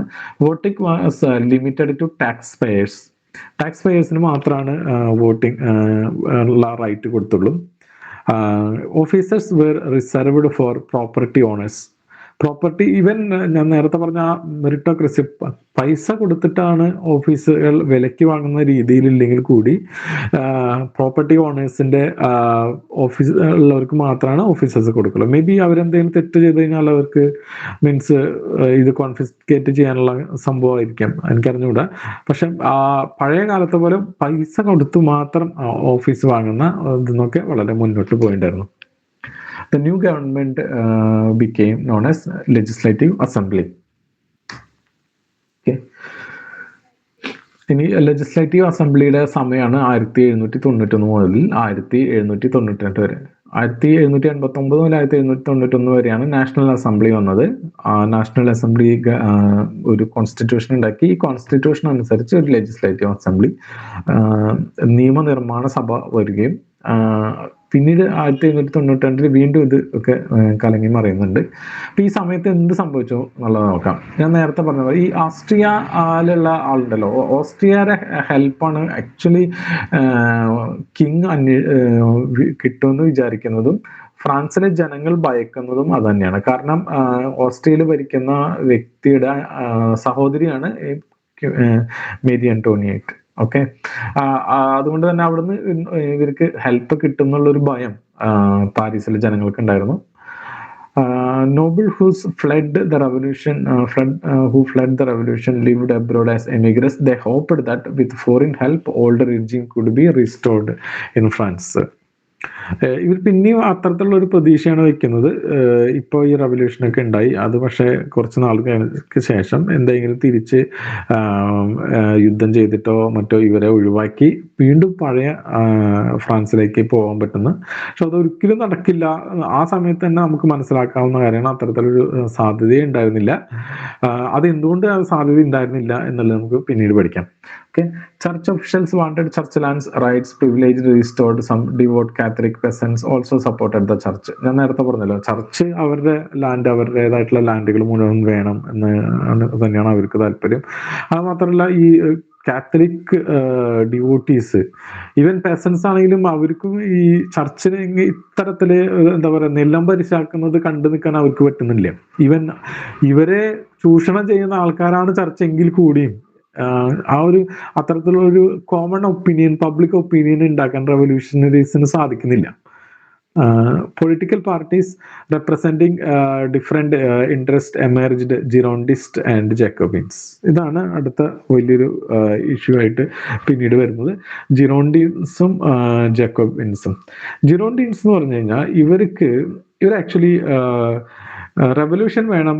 അന്ന് ആ സമയത്ത് നിലനിന്നിരുന്ന എല്ലാ അനീതികൾക്ക് ആർക്കെതിരെയും പ്രവർത്തിച്ച ഒരു റെവല്യൂഷൻ ഉണ്ടാവുകയും ആ റെവല്യൂഷനനുസരിച്ച് ഒരു സ്റ്റേബിൾ ഗവൺമെന്റ് ഫോം ചെയ്യണമെന്നും പിന്നീട് ഒരു എന്താ പറയുക റെവല്യൂഷൻ നിർത്തി സമാധാനപൂർണമായ ഒരു ജീവിതം വേണമെന്നും ആഗ്രഹിക്കുന്ന ആൾക്കാരായിരുന്നു ജിറോണ്ടിസ്റ്റ്. ഓക്കെ, ജേക്കബിൻസ്റ്റ് പക്ഷെ ഞാൻ നേരത്തെ പറഞ്ഞല്ലോ ഈ റാഡിക്കൽ ആയിട്ടുള്ള റിപ്പബ്ലിക്കൻസ് ആണ്. ഇവര് മെയിൻലി പാരീസിൽ നിന്നാണുള്ളത്. ഈ ജിറോണ്ടിൻസ് പുറത്ത് ഔട്ട്സ്കേർട്സിലുള്ള ആൾക്കാരാണ്, ഈ പാരീസിലുള്ള ആൾക്കാരാണ്. മാത്രമല്ല ഈ ഇൻഡസ്ട്രിയൽ വർക്കേഴ്സ് അങ്ങനെയുള്ള ഇവരെ വേറൊരു വാക്കാണ് സാൻസ്കൊളോട്ടിസ്. സാൻസ്കൊളോട്ടിസ് എന്ന് പറഞ്ഞു കഴിഞ്ഞാൽ വിത്തൗട്ട് ബ്രീച്ച്. നിങ്ങൾ ഈ ഫോട്ടോസ് ഒക്കെ കാണുമ്പോഴേ ആ ഒരു സോക്സ് പോലത്തെ ഒരു ഷൂവിന്റെ മുകളിലേക്ക് ഇങ്ങനെ മുട്ടിന്റെ കാൽമുട്ടിന്റെ താഴെ വരെ നിൽക്കുന്ന ഒരു സാധനം കണ്ടിട്ട് അതിനാണ് ബ്രീച്ച് എന്ന് പറയാ. എത്ര പേർക്ക് അറിയാമെന്നറിയില്ല. അപ്പൊ ഈ ബ്രീച്ചസ് ഇല്ലാത്ത ആൾക്കാരാണ് സാൻസ്കുലോട്ടീസ്. അതായത് ഈ ബ്രീച്ചസ് എന്ന് പറഞ്ഞാൽ ഭയങ്കര കോസ്റ്റ്ലി ഡ്രസ്സാണ്. അത് വളരെ അഫ്ലുവൻ്റ് ആയിട്ടുള്ള ഫാമിലീസ് ആണ് അത് ഉപയോഗിക്കുക. അപ്പൊ ഇവർക്ക് എന്താ വേണ്ടതെന്ന് വെച്ച് കഴിഞ്ഞാൽ അത്തരത്തിലുള്ള ബ്രീച്ചസ് ഒന്നും ഇല്ല, ഉപയോഗിക്കാൻ സാധിക്കാത്ത വർക്കേഴ്സ്, പെസൻസ്, ഇവരൊക്കെ ഭാഗമായിട്ടാണ് ഈ ജാക്കോബൈൻസ് വരുന്നത്. ഇവർ അങ്ങനെ പാവപ്പെട്ടവരുടെ ഭാഗത്തുനിന്ന് വരുന്നു എന്നുള്ളത് മാത്രമല്ല, ഇവർക്ക് വളരെ റാഡിക്കൽ ആയിട്ടുള്ള മൈൻഡ് സെറ്റാണ്. കിങ് രാജാവൊന്നും മീൻസ് വിപ്ലവം ഇത്തരത്തിൽ ഒഴിവാക്കാൻ പറ്റില്ല. ഞാൻ പറഞ്ഞല്ലോ ഇപ്പൊ രാജാവ് ഒന്നും ഒതുങ്ങിയല്ലോ, കോൺസ്റ്റിറ്റ്യൂഷണൽ മൊണാർക്കി വന്നു. അതുപോലെ തന്നെ ലിമിറ്റഡ് ആയിട്ടുള്ള അധികാരങ്ങളെ രാജാവിനുള്ളൂ. ഫ്യൂഡലിസം ഒഴിവാക്കി. അതുപോലെ തന്നെ അറ്റ്ലീസ്റ്റ് ഈ ടാക്സ് പേയേഴ്സിനെങ്കിലും പ്രതിനിധികളെ തിരഞ്ഞെടുക്കാനുള്ള അവകാശമുണ്ട്. Universal declaration of rights of men അത് വന്നു. അപ്പൊ ജിറോണ്ടിസ്റ്റുകളുടെ ധാരണയിലൊക്കെ വിപ്ലവം അത് ഓൾറെഡി സക്സസ്ഫുൾ ആയി, ഇത്ര മതി. ഓക്കെ, ഇനി ഇത് ഈ ഒരു സ്റ്റാറ്റസ് കോ മെയിൻറ്റെയിൻ ചെയ്ത് പോയാൽ മതി എന്നുള്ള ഒരു ധാരണയാണ് ജിറോണ്ടിസ്റ്റിനുള്ളത്. എന്നാൽ ജേക്കബിസ്റ്റിന് അങ്ങനെയല്ല, ഇത് വിപ്ലവം ആയിട്ടില്ല, ഇതൊന്നും പോരാ, ഇനി വലിയ റാഡിക്കൽ ആയിട്ടുള്ള മാറ്റങ്ങൾ വരുത്തണം. കിങ് എന്ന് പറയുന്നത് ഇപ്പോഴും ഒരു അനാവശ്യമായിട്ടുള്ള ഒരു സംഭവമാണ്. കിങ് വേണ്ട, ചർച്ച് വേണ്ട എന്നൊക്കെ പറയുമ്പോൾ നിങ്ങൾക്ക് എങ്ങനെയാണ് ഇവരുടെ ഐഡിയ എന്നുള്ളത് കൂടി മനസ്സിലാക്കണം. നമുക്ക് ഒരു വിഗ്രഹങ്ങള് അങ്ങനത്തെ സാധനങ്ങളൊന്നും വേണ്ട, മറിച്ച് ഒരു വലിയ ക്ഷേത്രം, ആ ക്ഷേത്രത്തില് ഒരു വെളുത്ത ഡ്രസ്സ് കൊടുത്തുള്ള ഒരു സ്ത്രീ, അവരെന്ന് വെച്ച് കഴിഞ്ഞാൽ റാഷണലിസത്തിന്റെ ദേവതയാണ്. ഓക്കെ, മീൻസ് ശരിക്കും ഒരു സ്ത്രീയാണ് അവർ. മീൻസ് അത്തരത്തിലുള്ള ക്ഷേത്രങ്ങൾ വേണമെന്നാണ് ഇവർ പറയുന്നത്. അതായത് റാഷണലിസത്തിനും യുക്തിയുടെ ദേവത, മനസ്സിലാവുണ്ടോ? അതല്ലാതെ ഈ നിങ്ങൾ പ്രാർത്ഥിക്കുന്ന അല്ലെങ്കിൽ എക്സ്പ്ലോയിറ്റേറ്റീവ് ആയിട്ടുള്ള തരത്തിലുള്ള ഒരു ഭക്തിയും മനുഷ്യർക്ക് പാടില്ല. അപ്പൊ ആ തരത്തിലുള്ള റാഡിക്കലാണ് ഇവര്. അപ്പൊ സ്വാഭാവികമായിട്ടും ഇത്തരത്തിൽ നാഷണൽ അസംബ്ലി കഴിഞ്ഞ ലെജിസ്ലേറ്റീവ് അസംബ്ലിയിലേക്ക് വരുമ്പോൾ സംഘർഷങ്ങൾ അവസാനിക്കാൻ യാതൊരു സാധ്യതയില്ല. അത് രണ്ട് പ്രധാനപ്പെട്ട ആൾക്കാർ ഇതിൽ ജാക്കോബിൻസിന്റെ കാര്യം എന്ന് വെച്ചാൽ ഇവര് പാരീസിലുള്ള ആൾക്കാരായതുകൊണ്ടും ഒരുപാട് പോപ്പുലർ ആണ് ഇവര് എത്ര നോൺസെൻസ് ഇപ്പൊ ഞാൻ പറയുമ്പോൾ തന്നെ നിങ്ങൾക്ക് മനസ്സിലാവുന്നുണ്ട്. അതൊക്കെ ഇത്തരത്തിലുള്ള ഒരു സെൻസിൽ നമുക്ക് ഒരു സമൂഹത്തിനെ നമുക്ക് ചേഞ്ച് ചെയ്യാൻ പറ്റുമോ ഇത്ര പെട്ടെന്ന്? ഇവര് പറയുന്നത് പലപ്പോഴും ഒരു നോൺസെൻസ് ആയിട്ടുള്ള കാര്യങ്ങളാണെങ്കിൽ കൂടി അവിടുത്തെ ജനങ്ങൾക്ക് വളരെയധികം ഇഷ്ടപ്പെട്ട, വളരെ പോപ്പുലർ ആയിരുന്നു ഇവര് ജാക്കോബിൻസ്. മറ്റുള്ളവര് അവർക്ക് അറിയാം, ഓക്കെ, ഓൾമോസ്റ്റ് എന്തായിരിക്കും ഇത്തരത്തിൽ നമ്മൾ റാഷണലിസത്തിന്റെ എൻലൈറ്റ്മെന്റിന്റെ ചിന്തകളുടെ പിന്നാലെ പോയി കഴിഞ്ഞാൽ എന്തായിരിക്കും അതിന്റെ കോൺസിക്വൻസസ് എന്ന് ഈ ജിറോണ്ടിസ്റ്റുകൾക്ക് അറിയാം. അതുകൊണ്ട് അവര് എന്താ പറയാ പ്രോഗ്രസീവ് അല്ലാത്ത ആൾക്കാരല്ല. ഓക്കെ, പക്ഷെ എന്തുണ്ടായി വെച്ചാൽ ഇത്തരത്തിലുള്ള റാഷണലിസ്റ്റ് ചിന്തകളിൽ നിന്ന് നമ്മൾ അവരെ നോക്കുമ്പോൾ മാറാത്ത് പോലെയുള്ള അല്ലെങ്കിൽ ഡാൻടോൺ പോലെയുള്ള ആൾക്കാർ ഈ ജിറോണ്ടിസ്റ്റുകളെ എന്താ പറയുക പ്രോഗ്രസീവ് അല്ലാത്ത ആൾക്കാരായിട്ടും അതുപോലെ തന്നെ ഇവർ വളരെ പിന്തിരിപ്പന്മാരായിട്ടും കാണിക്കുകയാണ്. അത്തരത്തിൽ കാണിക്കുന്ന ആൾക്കാർ ഒരാളാണ് ലഫയത്ത്. ഞാൻ നേരത്തെ പറഞ്ഞല്ലോ, സോറി, കഴിഞ്ഞ ക്ലാസ്സുകളിൽ അദ്ദേഹത്തിന്റെ പേര് ഞാൻ പറഞ്ഞിട്ടുണ്ടായിരുന്നു. അദ്ദേഹം അമേരിക്കൻ റവല്യൂഷനിൽ അമേരിക്കയിലേക്ക് പോയിട്ട് അവരുടെ എന്താ പറയാ അവർക്ക് വേണ്ടിയിട്ട് ഹെൽപ്പ് ചെയ്തിട്ടുള്ള ഒരു മിലിറ്ററി ഓഫീസറാണ്. അദ്ദേഹം തിരിച്ചു വന്നിട്ട് റവല്യൂഷൻ ലീഡ് ചെയ്യാണ് ചെയ്തത്. ഈ റവല്യൂഷൻ ലീഡ് ചെയ്ത് റവല്യൂഷൻ സംഭവിച്ചു. അതിനുശേഷം അദ്ദേഹവും ഇതുപോലെ ഒരു മോഡറേറ്റ് ആയിട്ടുള്ള നിലപാട് എടുക്കുകയും ഈ എന്താ പറയാ ഇനി ഈ കോൺസ്റ്റിറ്റ്യൂഷണൽ മൊണാർക്കി വെച്ച് ഭരിക്കണമെന്ന് താല്പര്യമുള്ള ആളായിരുന്നു. ഓക്കെ. അതുകൊണ്ട് അദ്ദേഹം നാഷണൽ ഗാർഡ് എന്ന് പറഞ്ഞൊരു ഗാർഡൊക്കെ ഇവർ ഉണ്ടാക്കുന്നുണ്ട്. അത് എന്തിനാണെന്ന് അറിയോ? ഈ പറഞ്ഞ ഈ മിലീഷ്യ ഗ്രൂപ്പുകൾ ഇത്രയും എന്താ പറയാ ടെററിസം പോലെ ഇത്തരത്തിലുള്ള റാഡിക്കൽ ആയിട്ടുള്ള ആൾക്കാർ വന്ന് വലിയ വിഷയം ഉണ്ടാക്കുമ്പോൾ അവരെ കൊല്ലാൻ വേണ്ടിയിട്ടുള്ള ഒരു അല്ലെങ്കിൽ നിയന്ത്രിക്കാൻ വേണ്ടിയിട്ടുള്ള ഒരു ഗാർഡായിരുന്നു നാഷണൽ ഗാർഡ്. ഇതിന്റെ ഹെഡായിരുന്നു ഈ ലഫായത്ത് പോലുള്ള ആൾക്കാർ ജിറോണ്ടിസ്റ്റുകളാണ്. അതേപോലെ തന്നെ വളരെ പ്രധാനപ്പെട്ട ഒരാളാണ് മിറാബോ. ആക്ച്വലി ഈ ഒരു നോബൽ ഫാമിലിയിൽ ജനിച്ചു വളർന്ന ആളാണ്. എന്നിട്ട് കൂടി അദ്ദേഹത്തിന് പ്രോഗ്രസീവ് ആയിട്ടുള്ള ചിന്തയും ഇദ്ദേഹം മുന്നേ പറയുന്നുണ്ട്, ഇത് ഈ ഒരു എസ്റ്റേറ്റ് ജനറൽ അല്ല വിളിക്കേണ്ടത്, അതിന് പകരം ഒരു നാഷണൽ അസംബ്ലി വിളിക്കണം എന്ന് മുന്നേ തന്നെ ഇവർ ഈ എസ്റ്റേറ്റ് ജനറലൊക്കെ തുടങ്ങുന്നതിന് മുന്നേ തന്നെ അത്തരത്തിലുള്ള നിലപാടുള്ള വ്യക്തിയായിരുന്നു. ഇപ്പൊ മിറാബോ പോലെയുള്ള അല്ലെങ്കിൽ ലഫായത്ത് പോലെയുള്ള ആൾക്കാർ ആണ് ആദ്യം ഈ പറഞ്ഞ 1789 മുതൽ 1791 വരെയുള്ള സമയത്ത് അവർക്ക് മുൻകൈ കിട്ടുകയും അവരുടെ രീതിയിലാണ് കാര്യങ്ങൾ മുഴുവൻ കോൺസ്റ്റിറ്റ്യൂഷൻ ഉണ്ടാവുകയും ഡിക്ലറേഷൻ ഓഫ് റൈറ്റ്സ് നടക്കുകയൊക്കെ ചെയ്തത്. പക്ഷെ ഇവരൊക്കെ എന്താ പറയാ പിന്തിരിപ്പന്മാരെന്നും ഇവര് ഒരു ഉഷാറില്ലെന്നും പറഞ്ഞ് വരുന്ന ആൾക്കാരാണ് ജാക്കബിയൻസ്. ഇവരിൽപ്പെട്ട ആൾക്കാരാണ് ഈ ജോർജസ് ഡാൻറ്റൺ, അതുപോലെ ജീൻ പോൾ മറാത്ത്, അതുപോലെ തന്നെ അവർക്ക് ശേഷം പിന്നെ നിങ്ങൾക്ക് എല്ലാവർക്കും പരിചയമുള്ള റോബസ്പിയർ പോലെയുള്ള ആൾക്കാർ. ഇവരൊക്കെ ജാക്കബിയൻസ് ആണ്. Opposition to the new government. പുതിയ ഗവൺമെന്റിന് എങ്ങനെയാണ് ഒപ്പോസിഷൻ എന്നാണ്. European monarchs feared that revolution would spread to their own countries. France was invaded by Austrian and Persian troops. Okay. ഇത് നമ്മൾ വളരെ സമയമായിട്ട് നമ്മൾ പറഞ്ഞുകൊണ്ടിരിക്കുന്നതാണ്. ഈ പ്രഷ്യയും ഫ്രാൻസും ആസ്ട്രിയയും തൊട്ട് കിടക്കുന്ന രാജ്യങ്ങൾ ഇവരെ ആക്രമിക്കാനുള്ള സാധ്യതയുണ്ടെന്ന്. In the uproar, Commune took control of Paris. Commune was led by Danton, a member of Jacobin political party. Voters began electing representative for a new convention, which would write a republican constitution for France. A republic is a government in which people elect representative who will create laws, rule on their behalf. Okay. Meanwhile, thousands of nobles were executed, and the suspicion they were conspirators in the foreign invasion. Okay. 2-3 കാര്യങ്ങളാണ് ഇതിൽ പറയുന്നത്. ഇപ്പൊ legislative assembly പറഞ്ഞു, അത് 1992 വരെ 1 വർഷം അതിന് ആയുസുണ്ടായുള്ളൂ. അതിനുശേഷം എന്ത് ചെയ്തു വെച്ച് കഴിഞ്ഞാൽ ഈ പറഞ്ഞ ജാക്കോബിയൻസിന് മേധാവിത്വം കൂടിയപ്പോൾ അവര് പറഞ്ഞല്ലോ, അവര് വിപ്ലവം പോരാന്ന് പറയുന്ന നടക്കുന്ന ആൾക്കാരാണ്. അപ്പൊ അവര് ഒരു റിപ്പബ്ലിക്കൻ ഗവൺമെന്റ് ഉണ്ടാക്കാനും റിപ്പബ്ലിക്കൻ കോൺസ്റ്റിറ്റ്യൂഷൻ ഉണ്ടാക്കാൻ വേണ്ടിയിട്ട് ഒരു നാഷണൽ കൺവെൻഷൻ ഇവര് വിളിച്ചു കൂട്ടാണ്. ഓക്കെ. മീൻസ് എലക്ട് ചെയ്ത മെമ്പേഴ്സിന് ആയിട്ട് നാഷണൽ കൺവെൻഷൻ എന്ന് പറഞ്ഞ ഒരു പുതിയ ഗവൺമെന്റ് വരികയാണ്. അതുപോലെ തന്നെ ഈ പാരീസിലെ ഈ പാരീസ് കമ്മ്യൂൺ എന്ന് പറഞ്ഞു കഴിഞ്ഞാൽ അവിടുത്തെ ലോക്കൽ ഗവൺമെന്റ് ആണ്. ഇത് ഈ ഡാൻഡൻ അതിന്റെ നിയന്ത്രണം പിടിച്ചെടുക്കാണ്. ഈ പാരീസ് നിയന്ത്രണം പിടിച്ചെടുക്കുക എന്ന് പറഞ്ഞു കഴിഞ്ഞാൽ ഓൾമോസ്റ്റ് ഈ നാഷണൽ കൺവെൻഷന്റെയും അധികാരങ്ങൾ ഇവർക്ക് കിട്ടും. കാരണം എന്താ വെച്ചാൽ പാരീസ് ആണ് ഏറ്റവും വലിയ ടൗണ്. ഇവരുടെ ഈ ടൗണിലുള്ള കാര്യങ്ങളും സംഭവങ്ങളും ഒക്കെ മീൻസ് അദ്ദേഹത്തിന് ഒരുപാട് സ്വാധീനം ചെലുത്താൻ പറ്റും അതിലൊക്കെ. ഓക്കെ. പിന്നെ ഈ സമയത്ത് ഈ നാഷണൽ കൺവെൻഷൻ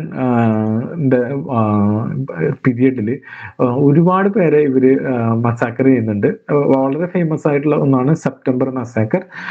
ഇതിൽ പറഞ്ഞ പോലെ ഈ മറ്റ് പ്രഷ്യന്നും അതുപോലെ തന്നെ ഓസ്ട്രിയെന്നൊക്കെ ആൾക്കാർ ഇൻവേഡ് ചെയ്ത് വരുമ്പോൾ ഇവിടുന്ന് ഇവരൊരുപാട് പേര് നോബിൾസിനെ ഇവരോട് താല്പര്യമില്ലാത്ത റിപ്പബ്ലിക്കിനോട് താല്പര്യമില്ലാത്ത നോബിൾസിനെ മുഴുവൻ അടച്ചിട്ടിരിക്കുകയാണ്, ജയിലിൽ അടച്ചിട്ടിരിക്കുകയാണ്. അപ്പൊ പ്രഷ്യയും അതുപോലെ തന്നെ ഓസ്ട്രിയ ഒക്കെ ഇൻവേഡ് ചെയ്ത് വന്നു കഴിഞ്ഞാൽ ഇവരെ മുഴുവൻ തുറന്നു വിട്ടിട്ട് റിപ്പബ്ലിക് എന്നുള്ള സംഭവം മുഴുവൻ ഒഴിവാക്കി വീണ്ടും പഴയ രീതിയിലേക്ക് പോകും എന്നുള്ള ഒരു ഭയം കൂടി ഇവർക്ക് ഉണ്ടായിരുന്നു. അതുകൊണ്ട് എന്ത് ചെയ്തെന്ന് വെച്ച് കഴിഞ്ഞാൽ ഇവരോട് പൂർണ്ണമായിട്ട് അലീജിയൻസ് ഇല്ലാത്ത എല്ലാവരെയും ഈ ജയിലിൽ തന്നെ കൊല്ലാനുള്ള ഓർഡർ കൊടുക്കുകയും അങ്ങനെ ഒരുപാട് പേര് മരിക്കുകയും ഡാന്റൺ ആണ് അതിൽ വളരെ പ്രധാനപ്പെട്ട ഒരു കീ ഫിഗർ എന്നാണ് പലപ്പോഴും പറയപ്പെടുന്നത്. കൃത്യമായിട്ടുള്ള ഒരു ഇതില്ല, പക്ഷെ അദ്ദേഹം അത് ഒഴിവാക്കാൻ വേണ്ടി ഒന്നും ചെയ്തില്ല എന്നും പറയാറുണ്ട്. ഓക്കെ, ഞാൻ പറഞ്ഞ കൺവെൻഷന്റെ ടൈമാണ് 1792 മുതൽ 1795 വരെ. ഒരു കാര്യം കൂടി നിങ്ങൾ ശ്രദ്ധിക്കേണ്ടത്, ഈ നാഷണൽ കൺവെൻഷന്റെ സമയത്ത് തന്നെയാണ് റീൻ ഓഫ് ടെററും കമ്മിറ്റി ഓഫ് പബ്ലിക് സേഫ്റ്റിയും വരുന്നത്. ഈ പബ്ലിക് ഓഫ് കമ്മിറ്റി സേഫ്റ്റി എന്ന് പറഞ്ഞാൽ ഈ കൺവെൻഷനിൽ നിന്ന് തന്നെ തെരഞ്ഞെടുത്ത കുറച്ച് പേരാണ് ഈ കമ്മിറ്റി ഓഫ് പബ്ലിക് സേഫ്റ്റി. അതിന്റെ ആദ്യത്തെ ലീഡറായിരുന്നു ഡാന്റൺ. അതിനുശേഷം പിന്നെ റോബസ്പിയർ ലീഡറായി. ഓക്കെ, അവരുടെ ആ സമയത്തിനാണ് നമ്മൾ റീൻ ഓഫ് ടെറർ എന്ന് പറയുന്നത്. On September 22nd, 1972, this convention met for the first time, established the French Republic, first French Republic. ഇപ്പോഴാണ് 1792 ഫ്രഞ്ച് റിപ്പബ്ലിക് ആവുന്നത്. നേരത്തെ ഞാൻ പറഞ്ഞല്ലോ കോൺസ്റ്റിറ്റ്യൂഷണൽ മൊണാർക്കിയാണ്. ഒരു മൊണാർക്ക് രാജ്യം ഭരിക്കുമ്പോൾ അത് ഒരു റിപ്പബ്ലിക് ആയിട്ട് നമ്മൾ കണക്കിലാക്കില്ല. Okay, faced domestic opposition and strife. Girondists were moderates who represented rich middle class of the provinces. Jacobians, led by Marat, Danton and Robespierre, represented by workers. Faced opposition from abroad. Australia, England, Holland, Prussia, Sardinia and Spain formed a coalition for invading France. Okay, ഈ സ്ലൈഡിൽ മിക്കവാറും നമ്മൾ already discuss ചെയ്ത കാര്യങ്ങളാണ്. ഈ ഒരു കാര്യം കൂടി നമ്മൾ പറയേണ്ടത്, ഓസ്ട്രിയ, പ്രഷ്യ, സാർഡീനിയ, സ്പെയിൻ ഇവരൊക്കെ വലിയ യുദ്ധത്തിലേക്ക് ഇവരെ പോകുന്നുണ്ടെങ്കിൽ കൂടി ഒരു കാര്യം നിങ്ങൾ അത് ശ്രദ്ധിക്കേണ്ടത്, ഇംഗ്ലണ്ട് അത്തരത്തിൽ ഒരു യുദ്ധത്തിന് പോയിട്ടുണ്ടായിരുന്നില്ല. ഈ ലൂയി 16 എക്സിക്യൂട്ട് ചെയ്യുന്നതിന് ശേഷമാണ് ബ്രിട്ടൻ ഫ്രാൻസിനുമായിട്ട് യുദ്ധത്തിന് പോകുന്നത്. കാരണം അവരും ഓൾറെഡി ഇത്തരത്തിലുള്ള പ്രോഗ്രസീവ് ആയിട്ടുള്ള ഒരുപാട് കാര്യങ്ങളോട് കടന്നു പോയതാണ്. മാത്രമല്ല ഇവർ ആക്ച്വലി ഫ്രാൻസ് കിടക്കുന്ന യൂറോപ്യൻ കോണ്ടിനെന്റിലാണെങ്കിൽ കൂടി ഇവരൊരു ഐലൻഡാണ്. ഇവരെ സംബന്ധിച്ചോളം അത്ര വലിയ ഒരു ഭീഷണി ഉണ്ടായിരുന്നില്ല. പക്ഷെ ഇവർക്ക് വിപ്ലവം കൂടി ഓരോ സമയത്ത് ഓരോന്ന് ഇവർക്ക് തോന്നുകയാണ്. അങ്ങനെ വെറുതെ ഇരിക്കുന്ന രാജാവിനെ പിടിച്ച് ഇവര് എക്സിക്യൂട്ട് ചെയ്തത്. അത് അവരെ ട്രയലൊക്കെ വെറും ജസ്റ്റ് കളിപ്പിക്കൽ ട്രയലാണ്.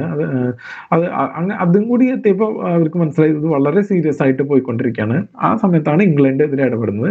വേറൊരു കാര്യം കൂടി ഇതിൽ മനസ്സിലാക്കേണ്ടത്, വേറെ ഒന്നും പഠിക്കാനില്ല, ഇതിന്റെ ബാറ്റലിന്റെ കോഴ്സ് ഒന്നും പഠിക്കാനില്ല. ഇതിൽ ഇവർ ആക്ച്വലി ഈ യുദ്ധത്തിൽ ഫ്രാൻസ് ജയിക്ക് മാത്രമല്ല അവർക്ക് ടെറിട്ടറി കൂടുതൽ ഗെയിൻ ചെയ്യാൻ പറ്റും ചെയ്തു.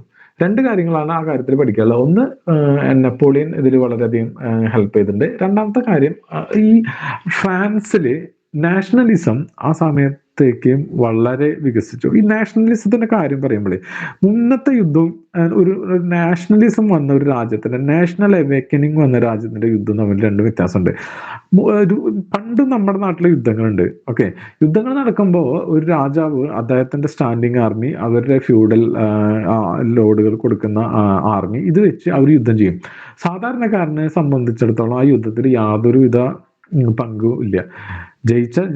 രാജാവ് ജയിച്ച രാജാവിന് കൊള്ളാം, അല്ലെങ്കിൽ വേറെ ആരെങ്കിലും വന്ന് ഭരിക്കും. ഓക്കെ, സാധാരണക്കാരന് യെസ്, ആൾക്കാർ മാറുമ്പോൾ പോളിസി മാറും, അതിലൊരു ചേഞ്ച് വ്യത്യാസം വരും. അതല്ലാതെ ഇവരെ സംബന്ധിച്ചിടത്തോളം ഒരു ഇമോഷണൽ അറ്റാച്ച്മെന്റ് ആക്ച്വലി ഈ രാജാക്കന്മാരോട് ഇല്ല പ്രജകൾക്ക്. കാരണം രാജാവിന്റെ ആവശ്യമാണ് യുദ്ധം ജയിക്കേണ്ടത്. നാഷണലിസം വന്നു കഴിഞ്ഞാൽ ഞാൻ പറഞ്ഞല്ലോ, റിപ്പബ്ലിക്കനിസം, ഇൻഡിവിജ്വലിസം, നമ്മൾ ആ ഒരു കാര്യം തന്നെ ആലോചിച്ച് നോക്കും. നമ്മൾ ഭരിക്കുന്ന രാജാവാണ്, നമുക്ക് യാതൊരു സ്കോപ്പും ഇല്ല, അപ്പൊ നമുക്ക് അതിൽ യാതൊരു ഉത്തരവാദിത്വം ഇല്ല. എന്നാൽ തിരിച്ച് ഒന്ന് ആലോചിച്ച് നോക്കൂ, നമ്മളാണ് രാജ്യം. ഓക്കെ, രാജ്യം എന്ന് പറഞ്ഞാൽ ആരാണ്? നമ്മളാണ് രാജ്യം. ജനങ്ങളാണ് രാജ്യം. അപ്പൊ ജനങ്ങളുടെ നമ്മുടെ ഡിറ്റർമിനേഷനാണ്, ഒരു സെൽഫ് ഡിറ്റർമിനേഷൻ ഉണ്ട്. നമ്മളെല്ലാവരും കൂടി ഒരു രാജ്യമാണ്. ആ രാജ്യത്ത് നമുക്ക് ഇഷ്ടമുള്ള രീതിയിൽ നമ്മുടെ രാജ്യത്തെ രൂപപ്പെടുത്തിയെടുക്കുന്ന അതാണ് റിപ്പബ്ലിക്. ഓക്കെ, അതിൽ ഓരോ നമുക്ക് ഒരു സ്റ്റേക്ക് ഉണ്ട്. അതായത് നമ്മൾ പറയുന്നതും ഓരോ ജനങ്ങൾ എന്ന രീതിയിൽ എല്ലാവരുടെയും അഭിലാഷം നിർവഹിക്കുന്നതാണ് ഗവൺമെന്റ്. ആ ഗവൺമെന്റിനെയാണ് ഇത്തരത്തിലുള്ള മൊണാർക്കിയൽ ഗവൺമെന്റ് വന്ന് പരാജയപ്പെടുത്താൻ ശ്രമിക്കുന്നത്. അപ്പൊ എന്ത് ചെയ്തും എല്ലാതും കൃത്യമായിട്ട് മൊബിലൈസ് ചെയ്യാൻ പറ്റും. ജനങ്ങൾ പോയി അവരെ സ്വന്തം ജീവൻ വരെ കൊടുക്കാൻ തയ്യാറാവും. അതുപോലെ തന്നെ അത്രമാത്രം റിസോഴ്സ് പണ്ട് ഒരു കിങ് രാജാവിന് ഒറ്റയ്ക്ക് എത്രത്തോളം റിസോഴ്സ് അക്യുമുലേറ്റ് ചെയ്യാൻ പറ്റും, അതിനേക്കാൾ കൂടുതൽ റിസോഴ്സ് ജനങ്ങൾക്ക് മൊബിലൈസ് ചെയ്യാൻ പറ്റും. ഇപ്പൊ നമ്മൾ സ്വാതന്ത്ര്യ സമരത്തിൽ എടുത്തു നോക്കും. നമ്മൾ എന്തുകൊണ്ടാണ് സ്വാതന്ത്ര്യ സമരം ചെയ്തത്? അത് നമുക്ക് വേണ്ടിയിട്ടുള്ള ഒരു നേഷൻ ഉണ്ടാക്കാനാണ് സ്വാതന്ത്ര്യ സമരത്തിൽ പങ്കെടുത്തത്. വേറെ ഇപ്പൊ ഒന്ന് ആലോചിച്ച് നോക്കൂ, ഏതെങ്കിലും ഒരു രാജാവിന് വേണ്ടിയിട്ടാണ്, അതായത് ഇന്ത്യ ബ്രിട്ടീഷുകാർ ഭരിക്കുന്നു. ബ്രിട്ടീഷുകാരുടെ കയ്യിൽ നിന്ന് ഏതെങ്കിലും ഒരു രാജാവിനാണ് ഈ ഇന്ത്യ സ്വതന്ത്രമായിട്ട് കിട്ടുകയെന്നുണ്ടെങ്കിൽ ആരെങ്കിലും പോയി സ്വാതന്ത്ര്യ സമരം ചെയ്യും? ഇല്ലല്ലോ. നമ്മൾ എന്തിനാണ് സമരം ചെയ്തത്? നമ്മുടേതായിട്ടുള്ള ഒരു രാജ്യത്തിന് വേണ്ടി, ഒരു ജനാധിപത്യ രാജ്യത്തിന് വേണ്ടിയിട്ടാണ് നമ്മൾ സമരം ചെയ്തത്. അതിനു വേണ്ടിയിട്ടാണ് നമ്മൾ ജീവൻ കൊടുക്കുന്നത്. അതല്ലാതെ ആരെങ്കിലും ജീവൻ കൊടുക്കൂ?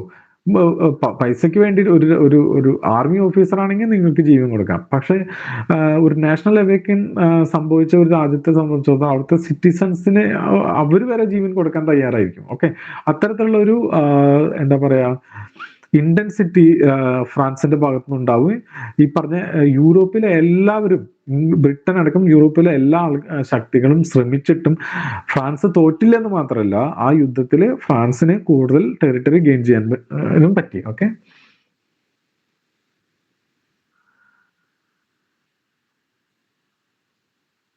ഇതും നമ്മൾ പറഞ്ഞാണ്. മൊണ്ടാഗ്നാസ് എന്ന് മാത്രം പറഞ്ഞിട്ടില്ല. മൊണ്ടാഗ്നാസ് എന്ന് പറഞ്ഞു കഴിഞ്ഞാൽ ഇവര് supporters of A radical republic and centralised government. Okay, ഈ ജിറോണ്ടിൻസിന്റെ കോൺട്രാസ്റ്റിൽ മാത്രമാണ് ഈ സെൻട്രലൈസ്ഡ് ഗവൺമെന്റിന്റെ കാര്യം പറഞ്ഞത്. ഞാൻ നേരത്തെ പറഞ്ഞല്ലോ, ഈ ജിറോണ്ടിൻസ് വരുന്നത് പാരീസ് എന്നല്ല, അവർ ഔട്ട്സ്കേർട്സിലുള്ള പല സ്ഥലത്തു നിന്നാണ് ഈ ജിറോണ്ടിൻസ് വരുന്നത്. അപ്പൊ അവരെ സംബന്ധിച്ചോളം ഒരു ഫെഡറൽ ഗവൺമെന്റ് വേണം എന്നുള്ളതാണ്. ഫെഡറൽ ആയിട്ട് ഓരോ പ്രൊവിൻസസിനും അല്ലെങ്കിൽ ലോക്കൽ ഗവൺമെന്റുകൾക്കും കൂടുതൽ സ്വാതന്ത്ര്യമുള്ള ഒരു ഫെഡറൽ ഗവൺമെന്റിന് വേണ്ടിയിട്ടാണ് ജിറോണ്ടിൻസിന്റെ താല്പര്യം. മൊണ്ടാഗ്നാസ് എന്ന് പറഞ്ഞു കഴിഞ്ഞാൽ ഒരു റിപ്പബ്ലിക് വേണം, അതേപോലെ തന്നെ സെൻട്രലൈസ്ഡ് ആയിട്ടുള്ള ഒരു ഗവൺമെന്റ് വേണമെന്നു. ഓക്കെ, ഇതുവരെ എന്തെങ്കിലും ഡൗട്ട്സ് ഉണ്ടെങ്കിൽ ചോദിക്കാമോ? ആക്ച്വലി ഫ്രഞ്ച് റെവല്യൂഷൻ ഒരു ഭയങ്കര ഓടിച്ചിട്ടാണ് പോകുന്നത്. ഒരു എന്തായാലും ഒരു ക്ലാസ്സും കൂടി വേണ്ടി വരും. പക്ഷെ അതിൽ തന്നെ എനിക്ക് അത്ര സാറ്റിസ്ഫാക്ടറി ആയിട്ടല്ല ഇത് പോകുന്നത്. പക്ഷെ 3 ക്ലാസ്സിലും കൂടുതൽ എടുക്കുന്നത് ശരിയല്ല. വേൾഡ് ഹിസ്റ്ററിക്കൊക്കെ വേണ്ടി നമ്മൾ എത്ര സമയം സ്പെൻഡ് ചെയ്യാൻ പറ്റില്ലല്ലോ. നിങ്ങൾക്കായാലും എത്രമാത്രം പഠിച്ച് വെക്കാൻ പറ്റും. അപ്പോൾ പരമാവധി ഇതിൻ്റെ ഒരു അണ്ടർസ്റ്റാൻഡിങ്ങിന് വേണ്ടിയിട്ടുള്ള കാര്യങ്ങളാണ് പറയുന്നത്. എപ്പോഴെങ്കിലൊക്കെ നിങ്ങൾക്ക് പുസ്തകങ്ങളൊക്കെ കിട്ടുകയാണെങ്കിൽ, ഇങ്ങനത്തെ പുസ്തകങ്ങളൊക്കെ കിട്ടുകയാണെങ്കിൽ അത് വായിക്കണം കേട്ടോ. ഇനി എന്തെങ്കിലും ചോദിക്കാനുണ്ടോ ഇതുവരെ? നമുക്ക് കുറച്ചും കൂടി സ്ലൈഡ്സ് കംപ്ലീറ്റ് ചെയ്യണമെന്ന് ഞാൻ ആലോചിക്കണം. Already 54 minute ആയല്ലേ. ഓക്കെ, എന്തെങ്കിലും ചോദിക്കാനുണ്ടോ?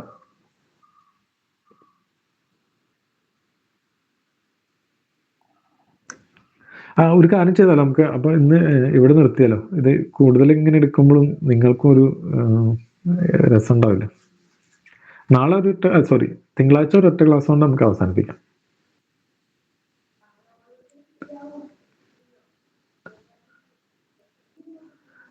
ഓക്കെ, എന്തെങ്കിലും ചോദിക്കാനുണ്ടെങ്കിൽ ചോദിക്കാട്ടോ.